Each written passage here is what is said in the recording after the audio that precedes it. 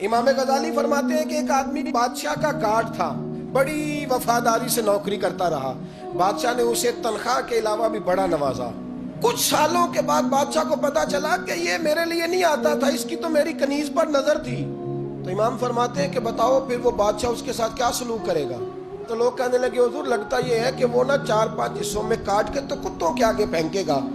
آپ فرمانے لگے میرا رب تو بڑا ہی کریم ہے، وہ تو ایسے نہیں کرتا، لیکن بتلاؤ اگر اسے پتا چلے کہ یہ رسم کے لیے آیا ہے، اس کی تو نظر ہی مال پہ ہے، یہ تو سویرے بدلے گا نہیں، یہ تو دھوکہ دے رہا ہے، یہ تو توبہ کرنے آیا ہی نہیں، اس نے تو ڈھونگ رچایا ہے، اسے تو پہلے سے خبر ہے، تو پھر تم کیا امید رکھتے ہو؟ اہل بیت نبوت کا جو پیار ہے وہ ایمان ہے۔ اہل بیت نبوت ان ہستیوں کا جب آپ نام لیں تو آپ کے نام لینے سے محبت چھلکنی چاہیے۔ گھروں کے اندر ہمارے بچوں کے درمیان جب ہم بیٹھے تو ہمارا لب و لہجہ بتائے کہ ہم رسول اللہ کی اولاد کے غلام ہیں۔ یہ بحثوں میں نہ الجھیں کہ وہ فلانا کیا کہہ رہا ہے، فلانا کدھر جا رہا ہے۔ ہم کسی کی ضد میں کیا اہل بیت سے پیار کریں گے یا کسی کے کہنے پر پیار کریں گے؟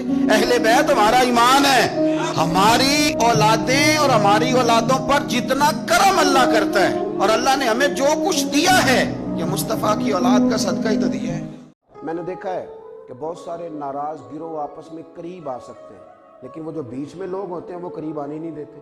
اتنی لمبی چوڑی بات نہیں ہوتی جتنی اس میں مسالہ ڈال کے آگے پہنچائی جاتی ہے۔ زیادہ باتیں کرنے کے شوقین لوگ اپنی زبان کا غلط استعمال کرتے ہیں، لڑائیاں بڑھاتے۔ حالانکہ حدیث پاک میں تو فرمایا گیا تھا کہ 2 لوگوں کی صلح کرانے کے لیے اگر تجھے واقعے کے خلاف بھی بات کرنی پڑے تو کر دے، لیکن 2 لوگوں کی صلح کرا دے۔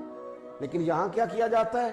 یہاں اور آگ بھڑکائی جاتی، میں تیرے ساتھ ہی ہوں جی، اور اتنا یقین دلایا جاتا ہے، اتنا یقین دلایا جاتا ہے، وہ بیچارہ مان ہی جاتا ہے کہ میرے ساتھ۔ اس طرح کا کام نہ کریں، آپ ایک بات کریں اور سچی کریں۔ ہدف مقرر کریں آپ کیا ہیں۔ ایک ہدف وہ تھا جو یزید نے اختیار کیا کہ مجھے حکومت پہ بیٹھنا ہے۔ ایک ہدف وہ تھا جو عبید اللہ ابن زیاد کا تھا کہ مجھے گورنر بننا ہے۔ یہ ان لوگوں کے ہدف تھے، اور ایک ہدف حسین ابن علی کا تھا۔ امام علی مقام کا خون تو بہہ گیا، نہ عبید اللہ ابن زیاد کی گورنری بچی، نہ یزید کچھ کما سکا، نہ زیاد کا وہ ظلم رہا، نہ یزید کی وہ جفا رہی، جو رہا تو نام حسین کا جسے زندہ رکھتی ہے کربلا۔